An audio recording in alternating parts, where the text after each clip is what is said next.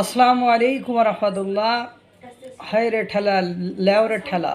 এক সময় পুলিশকে ছাপড়ি বলে এই বৈষম্য বিরোধী আন্দোলনের ছাত্রছাত্রীরা অর্থাৎ সমন্বয়কদের গ্রুপরা এরা পুলিশের ছাপড়ি বলে পুলিশকে ইচ্ছা মতো বেদম পিটাত। সেই পিটানোর ফলে জানেন আপনারা 5ই আগস্ট পর্যন্ত অনেক পুলিশকে তাদের থানায় বা রাস্তায় ঘাটে বিভিন্ন স্থানে হত্যা করা হয়েছে। সেটা ইনডেমনিটি দিয়ে সেই হত্যাকে মওকুফ করে দেওয়া হয়েছে, মাফ করে দেওয়া হয়েছে। সেটা গেল পুলিশের ব্যাপার। পুলিশদেরকে সকলেই মানুষ মনে করলেও যারা বৈষম্য বিরোধী ছাত্র আন্দোলনের নেতা নেত্রী তারা পুলিশদেরকে ছাপড়ি বা অযোগ্য দালাল দোসর এখনও বলে। তারা গত পরশুদিন দেখলাম ও একই কথা বলতেছে।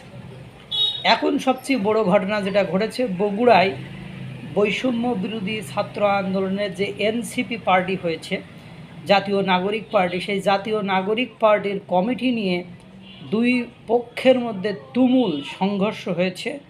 সেই সংঘর্ষের ভেতরে যখন সেনাবাহিনী যায়, সেই সেনাবাহিনী গেলে তারা সেনাবাহিনীকে দেখলাম পিটাচ্ছে। নেন, একটা দেশের স্বাধীনতা সার্বভৌমত্বের রক্ষক হলো সেনাবাহিনী, আর সেই সেনাবাহিনীকে যখন জাতীয় নাগরিক পার্টির লোকেরা বা সদস্যরা বা কমিটির নেতা নেত্রীরা যখন ধরে পিটায়, আমি তো অবাক। বাংলাদেশের স্বাধীনতা সার্বভৌমত্ব আসলেই বিপন্ন। বাংলাদেশে যে সেনাবাহিনীকে দেখলে একসময় মানুষ রাস্তায় বের হতো না, সেনাবাহিনীকে দেখলে রাস্তায় বেরোতো না। আর এই সেনাবাহিনীকে ছোট করতে করতে তারা এমন একটা জায়গায় নিয়ে এসেছে, সে বলার অপেক্ষা রাখে না। এই যে কিছুদিন আগেও আপনারা জানেন সেনাবাহিনীর ক্যাম্প উড়াই দেওয়ার মতো বক্তব্য এক রাজনৈতিক দলের নেতা থেকে এসেছে। এরপর সেনাবাহিনীকে আপনার জনগণের মুখোমুখি দাঁড় করানোর জন্য এনসিপি পার্টির দক্ষিণাঞ্চলের মুখ্য সংগঠক সর্বোত্তম চেষ্টা করেছে। আর সেনাবাহিনীকে আপনারা জানেন 5ই ফেব্রুয়ারি ধানমন্ডির 32 নম্বর ভাঙতে যখন তৌহিদি জনতার ব্যানারে সকল রাজনৈতিক দলের নেতারা গিয়েছিল, সেখানে যখন সেনাবাহিনী গিয়েছিল তখন সেনাবাহিনীদেরকে ভুয়া ভুয়া স্লোগানে মুখরিত করে সেখান থেকে বের করে দেওয়া হয়েছিল।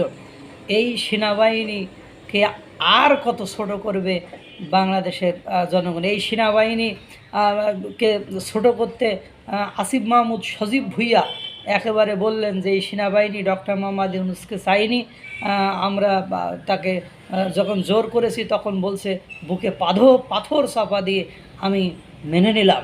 এই যে মুখোমুখি দাঁড় করানো, এরা কিন্তু সকলেই এনসিপি অর্থাৎ বৈষম্য বিরোধী ছাত্র আন্দোলনের যারা বর্তমানে জাতীয় নাগরিক পার্টির সদস্য, তারাই কিন্তু এই সেনাবাহিনীকে গায়ে হাত দেওয়ার মতো দুঃসাহস দেখিয়েছে। অন্য কেউ কিন্তু দেখায়নি বা দেখাতে পারেনি। আল্লাহ তাআলা সকলকে ভালো রাখুক, সুস্থ রাখুক। আসসালামু আলাইকুম রহমতুল্লাহ।